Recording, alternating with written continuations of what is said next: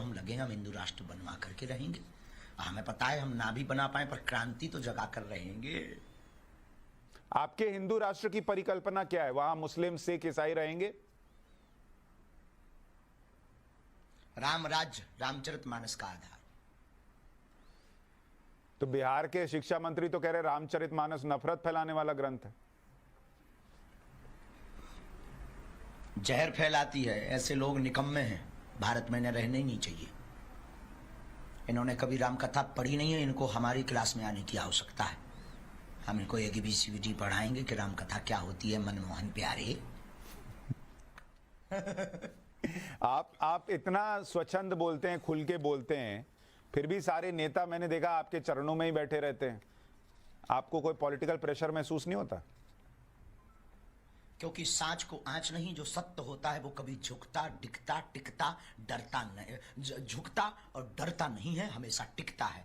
और झूठ का आकर्षण कुछ देर के लिए जरूर होता है पर टिकता नहीं है। श्रीमान जी, बड़े बड़े लोगों ने हमें चुनौती दी, हमारे पीछे लगे पर टिके नहीं। क्यों? क्योंकि झूठ ज्यादा देर टिकता नहीं। और पॉलिटिक्स से हमें मतलब नहीं, हम तो पूरे विश्व की मंगल कामना करते हैं। हम उस धर्म से हैं जहां वसुदेव कुटुंबकम की चर्चा करते हैं। तो हमारे पास अगर वो आते हैं तो बहुत कुछ आशीर्वाद भी तो पाते हैं सन्यासी बाबा का।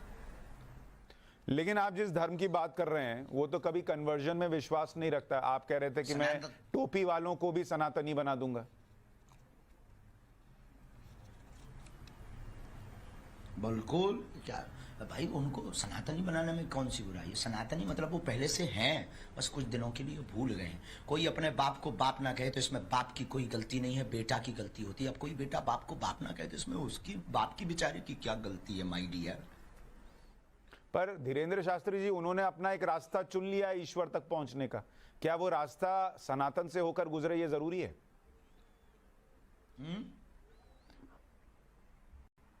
क्या मैं कह रहा हूं, उन्होंने अपना एक रास्ता चुना है अपने ईश्वर तक पहुंचने का। क्या वो रास्ता, हर रास्ता सनातन के रास्ते से होकर गुजरे, ये जरूरी है? ईश्वर एक है, दिखाई देने वाले रूप अनेक हैं, पर ईश्वर परमात्मा एक है। शास्त्र ऐसा कहते हैं। तो क्या इसके लिए जरूरी है कि टोपी पहनने वाले को भगवा पहनना पड़े? भगवा पहनना जरूरी नहीं है, पर मुख में राम नाम जरूरी है, क्योंकि उनके तो ब्लड भी भगवा है भैया। कौन ऐसा है जिसका ब्लड भगवा ना हो? अच्छा धीरेन्द्र शास्त्री जी, आप कई बाबाओं की मैं बात करूं, कुछ आजकल उसमें से जेल में भी हैं। इसलिए भी कई बार ये प्रश्न उठने लगता है कि कौन ऑथेंटिक है, कौन नहीं है, कौन झूठ बोल रहा है, कौन सच बोल रहा है। क्या आपको लगता है वो लोग जो जेल गए या जिन पर आरोप लगे, नहीं होती हैं, उससे नुकसान हुआ सनातन का? ऐसा पाएगा, बहुत ज्यादा नुकसान हुआ। जो जैसा करेगा वो वैसा पाएगा। लेकिन हम एक बात कह देते हैं, अगर कोई षड्यंत्र के साथ फंसावे तो ये देश का और सनातनियों का दुर्भाग्य है। लेकिन धीरेन्द्र शास्त्री जी, आम आदमी कैसे समझे कौन धीरेन्द्र शास्त्री है और कौन जो है वो गलत है?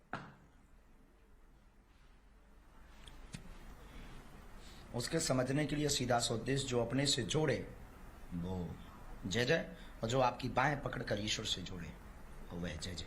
समझदार को इशारा काफी। आप ईश्वर से जोड़ते हैं, खुद से जोड़ते हैं?